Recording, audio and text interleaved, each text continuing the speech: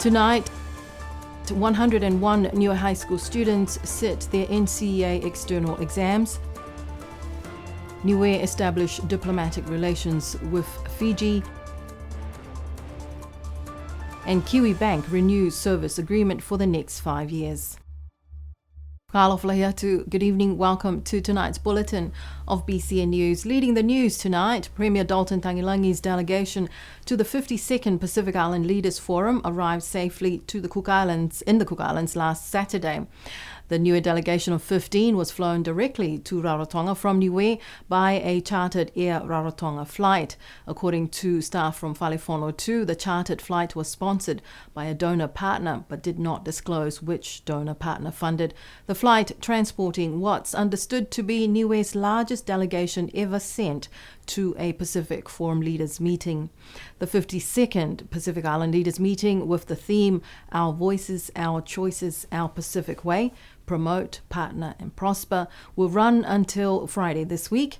Niue's delegation will then return on Air Rarotonga chartered flight on Sunday morning. Here's more on that story. Premier Dalton Tangilangi is accompanied by his wife, Mrs. Tanya Tangilangi, and their 16-year-old son, Tukala. The Niue delegation also includes the Minister of Natural Resources, Honourable Mona Esa Ainu, and the Assemblyman from the village of Tamakotonga, Riki Makani, and Avasele's Assemblyman, Peter Vaganofisi. Secretary of Government Peleni Talangi and the Deputy Secretary of Government Gayleen Tasmania were also part of the 15-member delegation. Also attending is the President of the Chamber of Commerce, Sefeti Fatiaki Adriana, who will be setting up a stall displaying products from Niue. On Sunday, Premier Tangilangi and Mrs. Tanya Tangilangi attended a church service for the leaders at Avarua. On Monday morning, the Niue delegation met with the representatives of the People's Republic of China, Special Envoy Mr. Jian Bo, and his delegation. The discussion centered on various bilateral matters, reaffirming their commitment to cooperation and potential for shared growth and progress. 2 days ago, Premier Tangilangi and his delegation were hosted by the Niue community in Rarotonga. Updates from the 52nd Pacific Island Forum Leaders meetings on the government's social media page showed a large gathering of the Cook Islands Niue community, hosting Premier Tangilangi, his wife Tanya, and the Niue delegation. The Premier extended his heartfelt gratitude to the Niuean community in Rarotonga for hosting a warm and generous function. He commended the leaders of the community for their dedication to preserving Niue culture in the Cook Islands and looked forward to strengthening ties with Niue's diaspora. On his meeting schedule, Premier Tangilangi yesterday met and held discussions with the Secretary-General of the Commonwealth, the Right Honourable Patricia Scotland, KC. The bilateral meeting focused on fostering strong relations within the Commonwealth community. The Premier was also engaged in bilateral discussions with Cuba's Deputy Minister of Science, Technology and Environment, Honourable Adrienne Zamora, and Cuba's Ambassador to Niue, Edgardo Lopez. Yesterday, it was reported that during the leaders' plenary meeting, Nauru's new president, David Adyang, and his delegation walked out of the meeting after questions were raised by leaders over the appointment of the former Nauruan president, Baron Wanga, as the next Secretary-General of the Pacific Islands Forum. Meanwhile, the leaders yesterday were hosted at a retreat in Aitutaki and returning to Rarotonga to continue their meeting until tomorrow, when the 52nd Pacific Island Forum Leaders meeting will come to an end. Premier Dalton Tangilangi and his delegation will return to Niue on Sunday morning. And while in the Cook Islands, a couple of days ago, the Premier Dalton Tangilangi and Fiji's Prime Minister Sitiveni Rabuka signed a joint communique establishing diplomatic and friendly relations between the two island nations.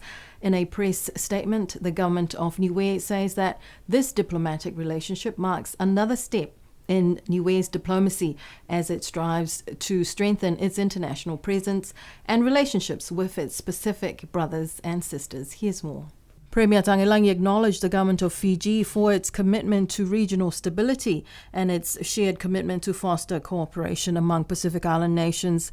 He expressed his appreciation for Fiji's efforts to promote regional integration and address the common challenges that the Pacific region faces. The government statement said that part of this endeavour, both countries are poised to explore opportunities for collaboration in various areas such as economic, trade, culture, education and technology. While yesterday's announcement formalising diplomatic relations between the two island nations, Niue and Fiji have a long-standing relationship because a large number of Niue's public service were trained in Fiji, either at the University of the South Pacific or at the Fiji National University. In recent years, the Fijian community in Niue has grown as government agencies recruit teachers, nurses and media personnel from Fiji. Local families have also provided employment opportunities for Fijians to work as nannies and providing at-home care. Fiji is the 26th country and only the 5th Pacific Island nation that Niue has established diplomatic relations with, following the Cook Islands, Samoa, Papua New Guinea and Tuvalu. And last week, the Niue government announced that the Kiwibank license to operate banking services in Niue has been renewed for a further 5 years, starting on the 1st of November this year. Kiwibank first started providing designated transactional banking services to all residents in Niue in 2013. As part of this process, the government of Niue established the Niue Commercial Enterprises Limited, which was then appointed by Kiwibank Limited as a local service provider to assist in providing local agency services. In a joint press statement, the Chief Executive Officer of Kiwibank, Steve Djokovic, says the renewal of the relationship with Niue marks a proud and close association with the island. The Niuean diaspora is a strong community in New Zealand, and being able to be the conduit between both countries as well as facilitate the island's trade and commerce with the Pacific and the world is a privilege, says Djokovic. Premier Dalton Tangilangi says that Kiwibank plays a vital role in Niue and for connecting the island to the rest of the world. We acknowledge that Kiwibank's willingness to operate and provide banking services to the people of Niue has been transformational. In particular, this has allowed for the no more electronic transfer of funds between Niue and New Zealand, which has eliminated foreign exchange fees, and generally provided our people with various of the core services available to Kiwis in New Zealand, says Tangilangi. Kiwibank will continue to provide banking services to Niue for the next 5 years. And as the island braces for another cyclone season, which started on November 1st, the Police Department and the National Disaster Management Office have already started preparing. Yesterday, Village Council representatives were invited to an information and preparation session with the NDMO.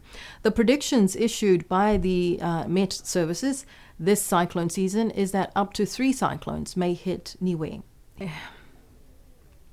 And just in time for this cyclone season, earlier this week, the government secured tropical cyclone parametric insurance coverage with the Pacific Catastrophe Risk Insurance Company, or PCRIC, joining other Pacific Island nations bolster disaster resilience. This insurance policy will ensure that should a cyclone hit Niue, causing damage and destruction to the value which exceeds the pre-agreed parameters, then the Niue government is assured prompt financial relief and the disbursement of funds to the government in as little as 10 days following the disaster. And in our other local news today, 101 students of Niue High School will be sitting their NCEA external exams this month. In fact, the exams already started with Monday this week with the Level 3 Statistics paper and Level 1 Geography exam. The exams will continue until the 29th of November.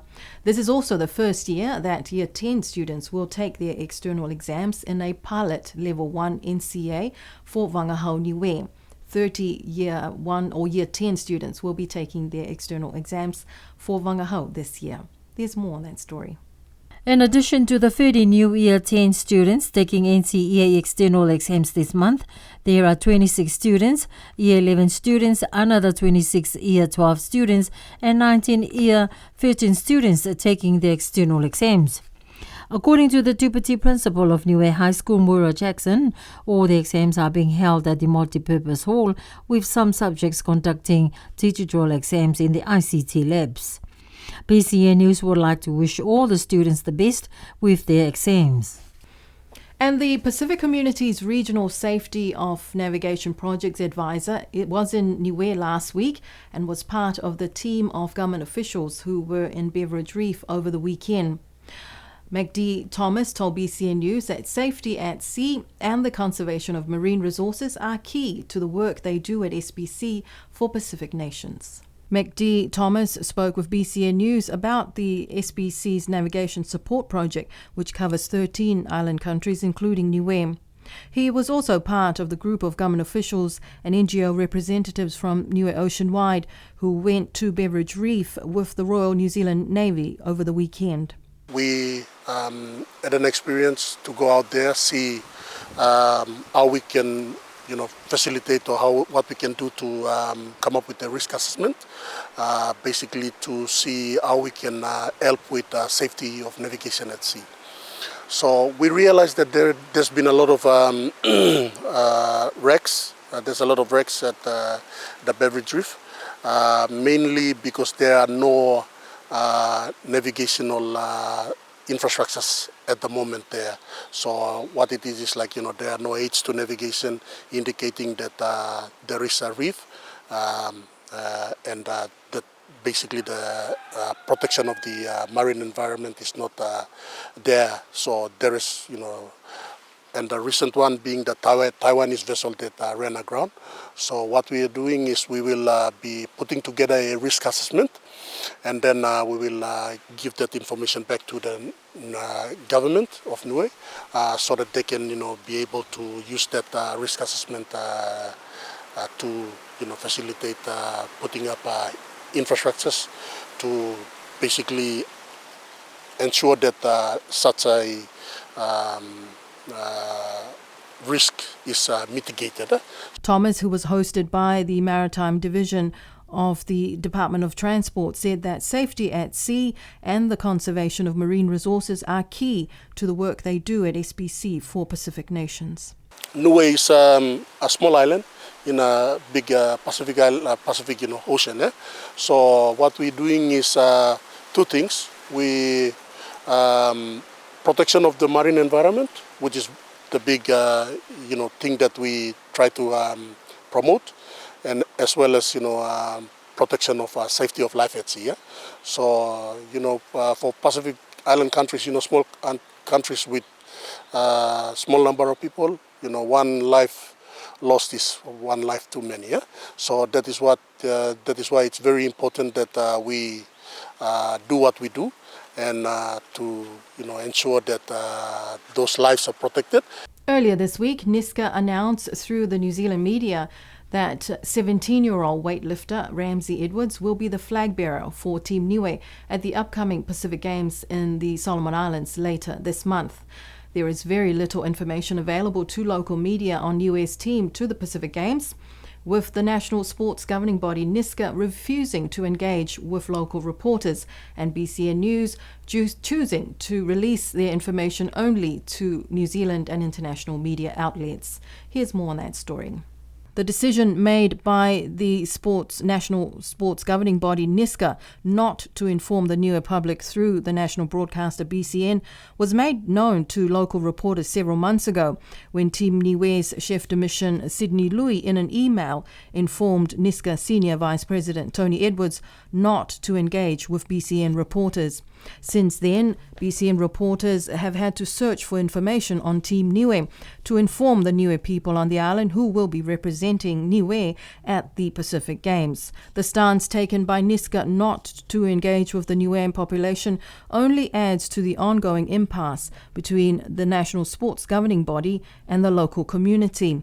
The Niue team to the Pacific Games announced last week is made up mostly of athletes and officials based in Australia and New Zealand.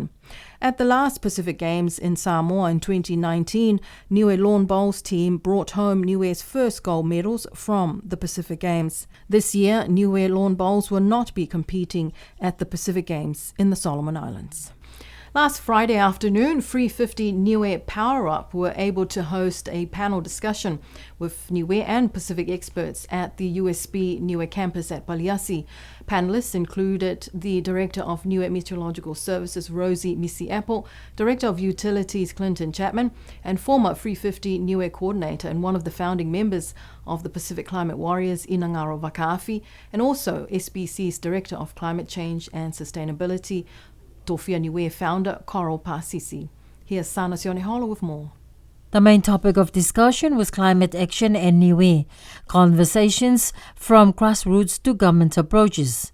The panel talks were hosted by a young Niuean rep at the 350 Power Up event in Nandi, Fiji last month, George Valiana. Key discussions were centered around mobilizing and empowering the young people, utilizing sustainable use of infrastructure and energy with targets of meeting 80% use of renewable energy by 2025, and creating innovative ideas and sustainable mechanisms that are local-made, such as the Niue Ocean-wide Sustainable Financing Mechanism launched in the past month, which is the Ocean Conservation Commitments. The main message highlighting that climate change is now everyone's business and involves everyone from all walks of life. Two officials from Maritime New Zealand and Coast Guard New Zealand are on the island this week as part of the Pacific Maritime Safety Program. This week, Tony Pa and Peririka Makiha conducted a maritime radio operator course or workshop for marine radio operators, including the staff of Telecom Niue. BCN News spoke to Tony Pa about this course. Okay, so the main purpose of the workshop is to refresh the Telecom Niue staff mainly, who man the Alofi Centre 24/7, keeping a radio watch around the country on the VHF or very high frequency radio channels that the country keeps, as other countries do as well. We were just refreshing procedures and emergencies and operation of VHF radio around the coast there. And it's complementary to the project to put in a very high frequency network around the entire island. For the moment, that network only works immediately out of Lofi, but we're hopeful that the project, as it matures in March of next year, we'll be able to have 360 degrees of coverage around the island and out to at least 12 nautical miles. Tony Pa for Maritime New Zealand said that while people these days carry mobile phones, very high frequencies or VHF radios are still the best option for mariners. Very high frequency communications are very much a maritime communication medium, where the handheld sets that we use and other equipment that we use for VHF communications are very much designed for use at sea. They're waterproof, for example, they're line of sight, they do all the right things for us while we're at sea. A cell phone isn't always waterproof, and it doesn't always work when you're sort of bobbing around in the water, as it were. But it is valid, but it's not as good as the VHF radio. And here's a bit of history in the making this week, with two former Premier's children working together in Cabinet, something that we may see more often in future perhaps. This week, first-time Minister Honourable Sonia Taulagi, daughter of late former Premier Sir Toke Taulagi, is acting Premier. And working with her in Cabinet is Acting Minister of Natural Resources and Common Role member Imani Fukausima-Navalui, who is the son of the late former Premier Frank Fukausima-Navalui. And also in Cabinet this week, as acting ministers, is the Assemblyman from the village of Makefu, Tofua Puletama, who is responsible for some of Premier Tagilangi's portfolios, and the Assemblyman from the village of Liku, Longopasi Silmanu, who is acting Minister for Infrastructure until the 17th of this month.